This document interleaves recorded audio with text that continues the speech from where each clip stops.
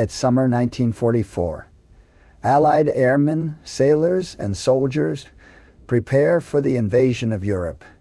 Their mission is to secure a beachhead, break out, and liberate occupied France. But this isn't June 6th, 1944. It's August 15th, and the massive invasion fleet is not heading for Normandy, but for the warm beaches of southern France. By summer 1944, the Allies are advancing all over Europe. The Normandy offensive is progressing, and in Italy, the so-called soft underbelly of the Reich, Allied forces capture Rome on June 4th, forcing the Germans to retreat up the peninsula. But these successes don't always go smoothly. The fighting in Normandy had been fierce, and in Italy, Allied troops are moving slowly in the mountainous terrain, with the formidable Alps still looming ahead. Allied command needed alternatives. One promising avenue of attack is the Riviera of southern France. As early as 1943, Allied planners had drawn up plans for an invasion, dubbed Operation Anvil, potentially as an alternative to Overlord in Normandy. Although the main landing does happen in northern France, the major ports of Toulon and Marseille remain tantalizing targets. But not all the Allies agree with the plans for a southern French landing. British Prime Minister Winston Churchill opposes the operation and feels the forces for Anvil would be better used pushing through the Ljubljana Gap towards Vienna.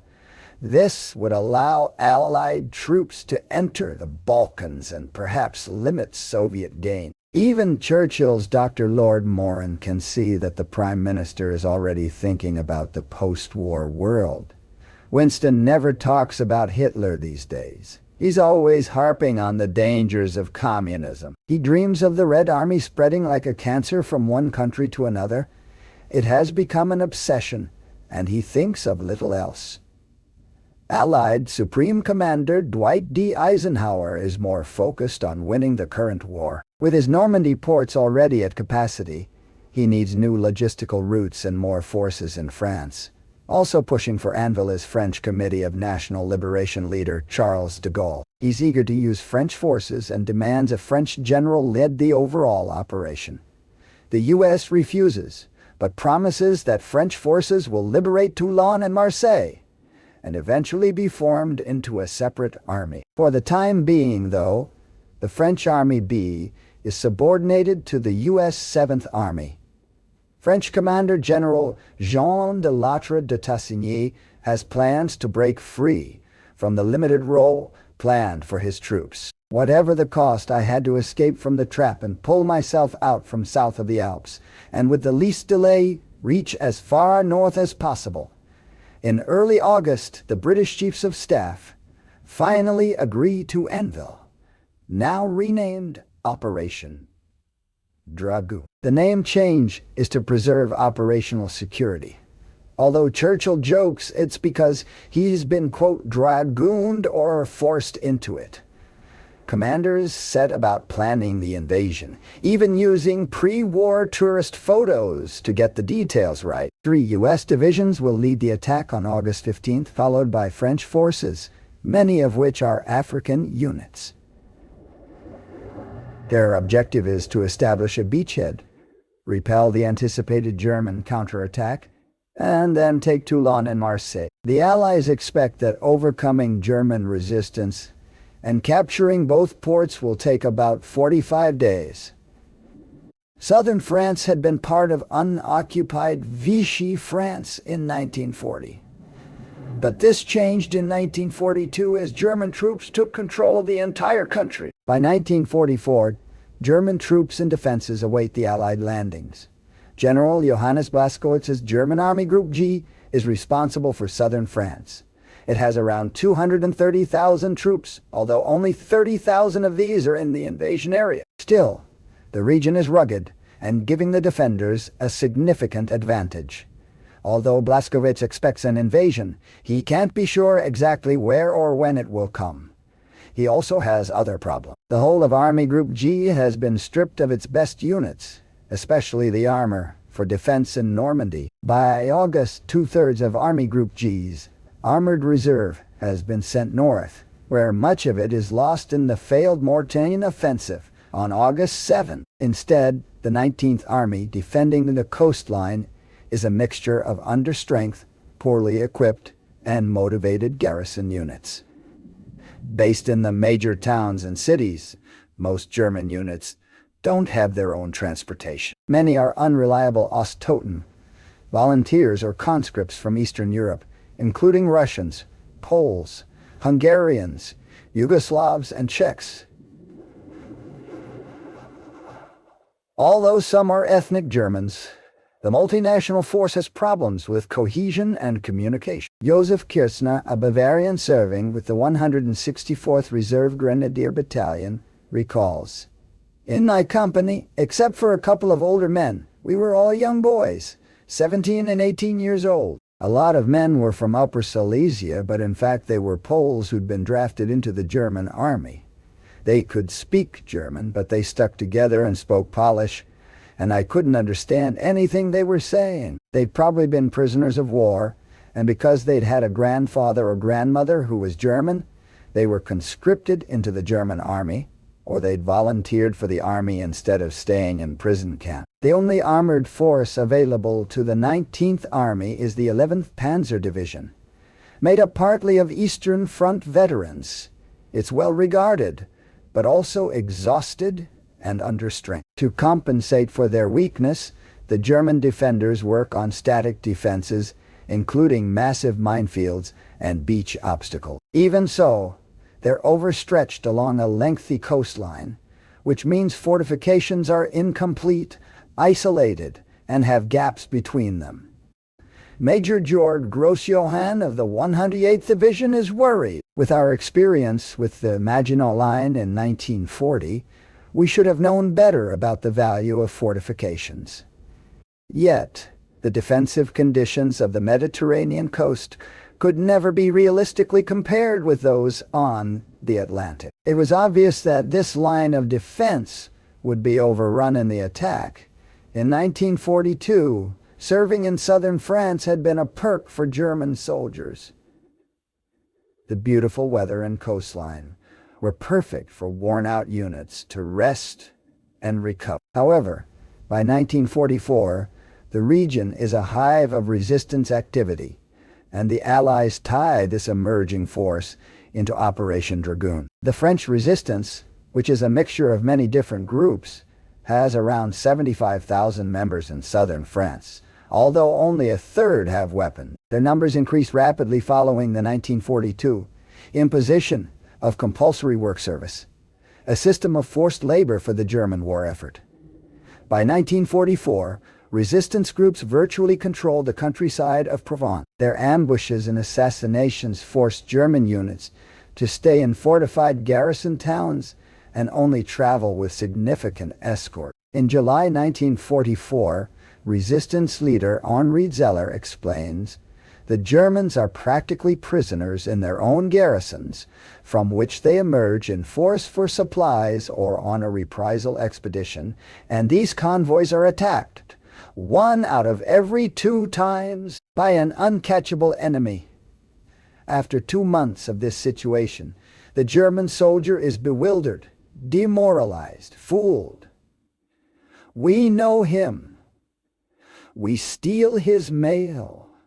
They awaited the arrival of Allied soldiers like a delivery. The British Special Operations Executive and American Office of Strategic Services contact local resistance organizations and improve cooperation. 3-man teams, known as Jedburghs, help plan and coordinate resistance activities, while 15 to 30-man operational groups carry out combat missions.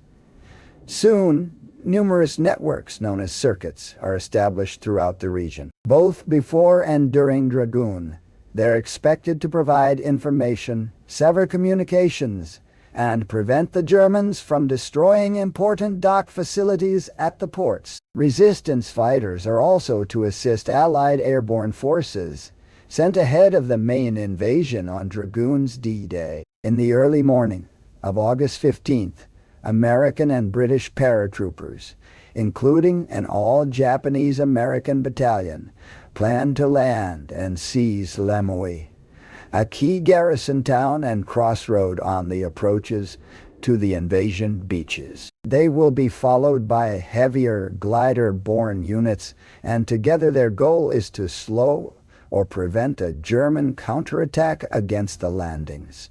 Despite the detailed planning, the drop in the early hours starts badly. Thick fog obscures the drop zone, and only 40% of Allied paratroopers even land near their targets.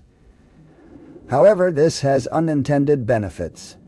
The Germans mistakenly believe the drop is larger than it is, which limits their response. British and American paratroopers are able to link up with local resistance and carry out improvised attacks, spreading chaos. For example, Allied forces managed to surround and cut off German General Ferdinand Noelling's 62nd Corps headquarters at Dragoon.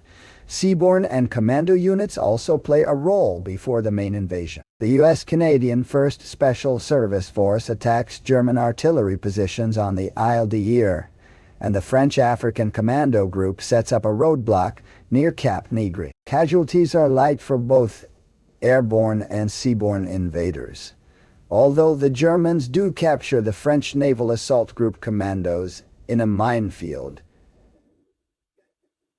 at De Frere Point. New York Herald Tribune correspondent Homer Bigart witnesses the raid on Port-Croix. Reverting to Indian-style warfare, 3 groups of volunteer raiders daubed their faces with paint and charcoal and paddled in rubber boats to the cliff-girt shores of Levant and Isle de Port-Croix. Long trained in mountain fighting, they scaled rocky bluffs in darkness, and wrestling with a dense tangle of undergrowth, emerged on a trail that brought them to the rear of strong enemy positions, dominating the only beach available to landing craft.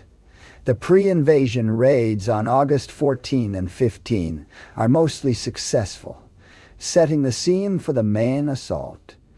By 8 a.m. on August 15th, the 3 invading Allied infantry divisions are in position off the coast. The landings take place at 3 separate locations between Fréjus and Cavalier-sur-Mer, at beaches codenamed Alpha, Delta, and Camel. The initial Allied concern is mines, since the Germans have streamed the area with naval and land mines, as well as booby-trapped obstacles.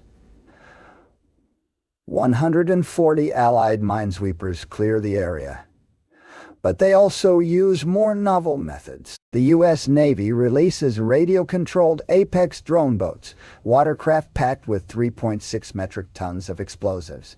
These are intended to crash into obstacles to clear the way, although their reliability leaves much to be desired. One rogue Apex almost destroys an Allied landing craft.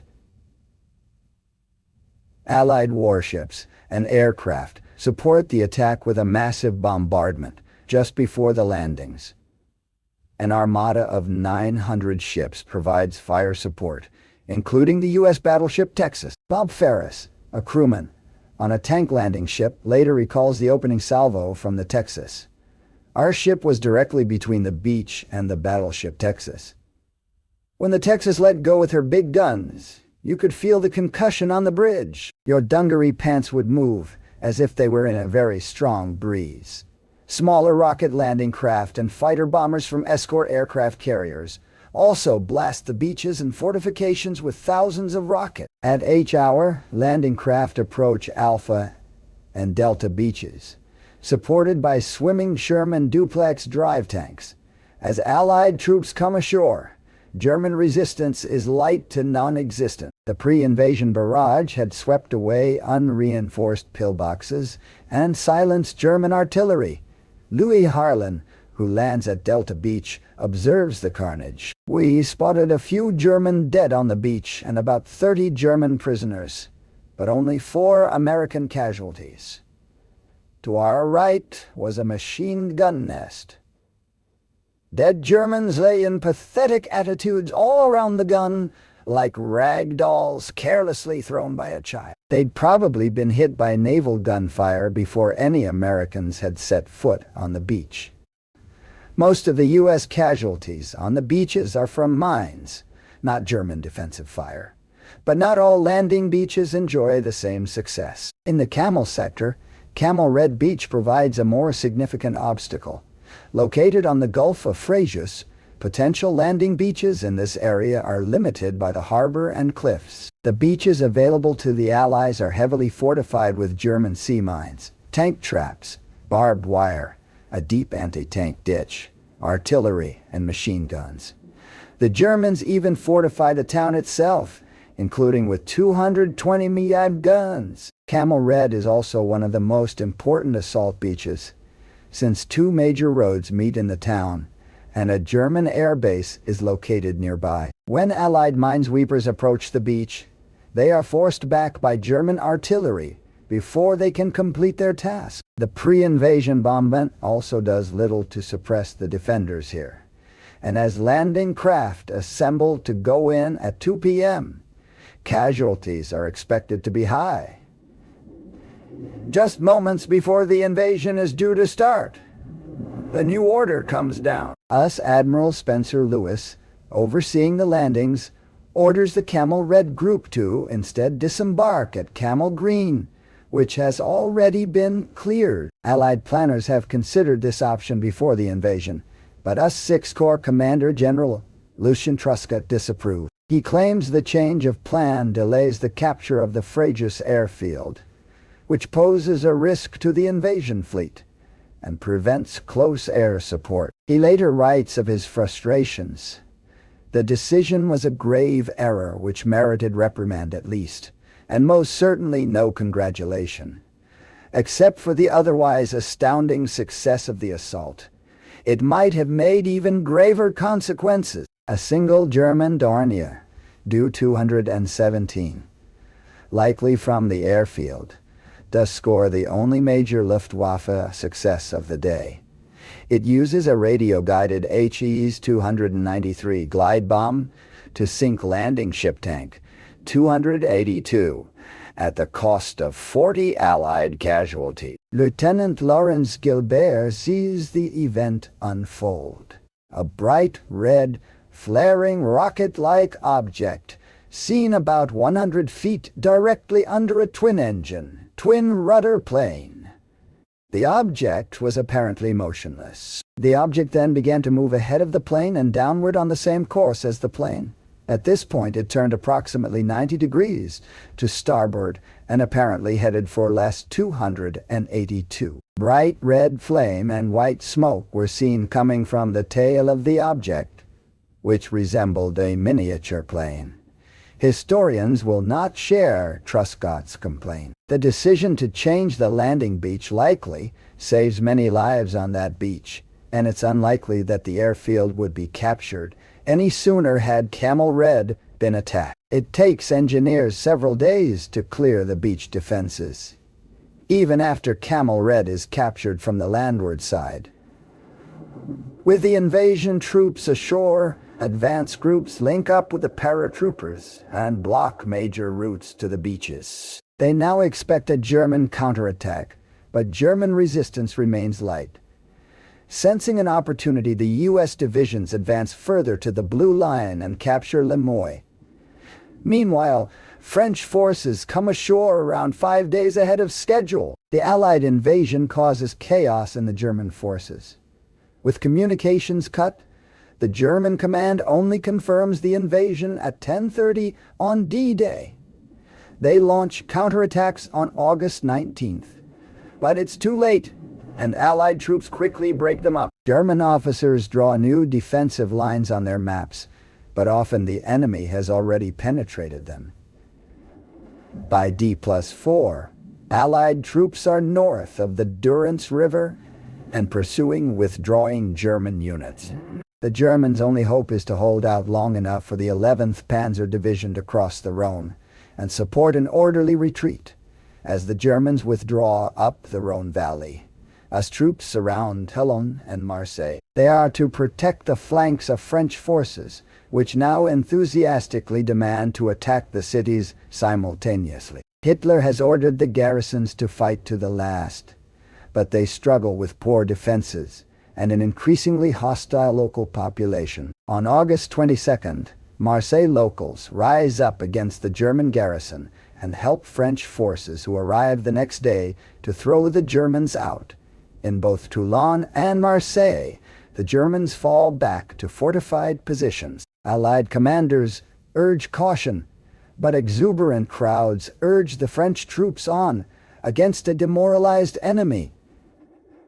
By April 23rd, large groups of German troops are surrendering. Meanwhile, to the north, the 19th German Army falls back to the town of Montélimar.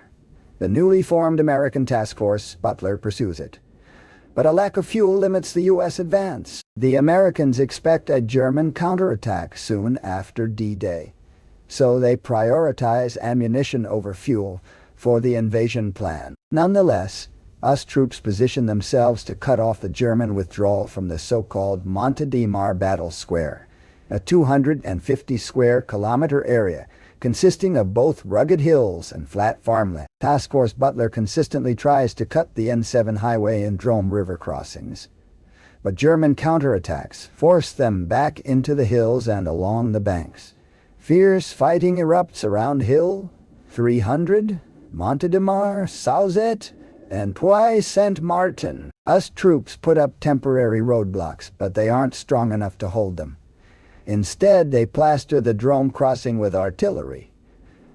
Fleeing Wehrmacht support units run a gauntlet of fire as they cross to the relative safety of the North Bank. Local German counterattacks do achieve some success, but they lack the intelligence and coordination to take advantage of the fragile U.S. position. Meanwhile, the Germans in Marseille and Toulon fully surrender on August 28th, ignoring Hitler's last stand orders. The battles cost almost 5,000 French casualties and resulted in 28,000 German prisoners. Allied reinforcements now streamed north. The next day, the 19th Army starts its final withdrawal. Rearguard actions keep the pursuing US troops back as German units force their way across the Drôme into the north. Saint Valier's parish priest describes the German column moving through the village. On the night of 30-31 August, there's a terrible storm, but continuously one hears the roar of motors, horns sounding, cries of riders and especially of men on foot, exhausted, soaked through, imploring the vehicles for a lift. The resistance opened fire on the columns. Dead and wounded. Officers try to find the mayor. There's rain and thunder. The Germans scream, the mayor, hostages, hostages. By the time he comes down, they demand 15 hostages tomorrow at 800 hours and tell him to stop the resistance fire or they'll burn down the village. Despite the chaos, the retreat is a German success. The Americans destroy some rearguard German units, but significant groups, including 75% of the 11th Panzer Division, escape to the north. The Montélimar battle and the liberation of Marseille and Toulon largely marked the end of Operation Dragoon. The Dragoon forces continue to push north, capturing Lyon and joining up with Eisenhower's troops by September 19th. According to historian Samuel Morrison, Dragoon was an unprecedented success with light casualty. Dragoon was an example of an almost perfect amphibious operation from the point of view of training, timing, Army-Navy-Air Force cooperation, performance, and results. In particular, the invasion drew on and benefited from years of imperfect invasions like Sicily, Salerno, and Normandy. One important beneficiary of Dragoon was Charles de Gaulle. After French forces were mostly excluded from Overlord, they now decisively participated in the liberation of France. The French Dragoon forces were eventually formed into the First French Army, giving de Gaulle a significant boost to his legitimacy and political aspirations. were also opportunities. If French armored forces had been sent north instead of into the ports, a stronger blockade could have been established at Montelor and the German forces decisively trapped. Although Allied improvisation resulted in a speedy breakout, it also resulted in miscommunication and indecisiveness, especially at Montélimar. That said, it's not quite clear if the Allies could have overcome their shortages in fuel to advance so far so fast. Contemporaries and historians have also debated if Dragoon significantly contributed to the final Allied victory. Field Marshal Montgomery even suggested that if the Dragoon forces had been moved into Normandy, the Western Allies could have seized Berlin before the Red Army. This, however, is unlikely, as the northern French ports were already overburdened, supplying existing forces. Meanwhile, Marseille alone would eventually import 26% of all supplies into Europe, allowing for 500,000 more troops to enter the fight. Ultimately, Dragoon also marked the demise of the German forces in France. Following the failure at Mortain and the Dragoon landings, the German High Command advised Hitler to withdraw forces for the defense of Germany. With the Red Army's Bagration offensive cutting through the Eastern Front and the almost complete liberation of France, the scene was now set for the final battles for the Reich itself. In early 1945, the Allies set their eyes on the Rhine in western Germany, and the Red Army was gearing up for their Berlin operation. The Battle of the Rhineland would be the last set-piece battle in the West, and the Battle of Berlin the last one in the East. Millions of Allied soldiers stood at the ready to bring the Third Reich to its knees, and the last German reserves would have to defend it. If you're curious about these two battles, we produced two WW documentary series that together run for more than 8 hours. In Rhineline 45, we cover the battle for the Lower Rhine, from the Reichswald at the border until the Allied crossing of the Rhine, that involved the biggest single-day paratrooper landing of the entire war. In 16 Days in Berlin, we document the entire 2-week Battle of Berlin, day by day. Both documentary series were filmed on original locations, feature expert guests like Ian from Forgotten Weapons or David Willey from the Tank Museum, and they show the Second World War in an uncompromising way that wouldn't be possible to show on YouTube. So where can you watch 16 Days in Berlin and Rhineline 45? On Nebula, a streaming service we built together with other creators. On Nebula, we don't have to worry about the algorithm or advertiser guidelines, and the viewers there support us directly simply by watching our videos, which, by the way, are ad-free and usually uploaded earlier than on YouTube. If you head over to nebula.tv/realtimehistory and sign up, you can save 40% on an annual subscription right now and watch 16 Days in Berlin or Rhineline 45 or our brand new Nebula original series, Red Atoms, about the Soviet nuclear program. And that's not all.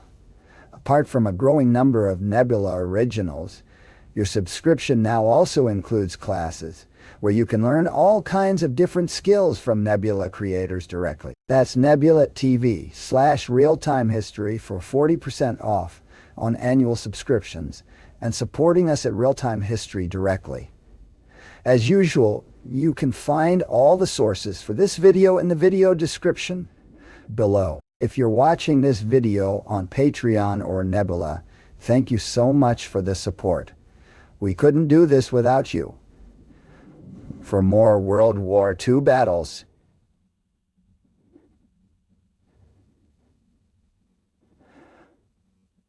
check out our videos about the battles of Anivi. I'm Jesse Alexander, and this is a production of Real Time History, the only history channel that doesn't talk about Hitler with our doctor.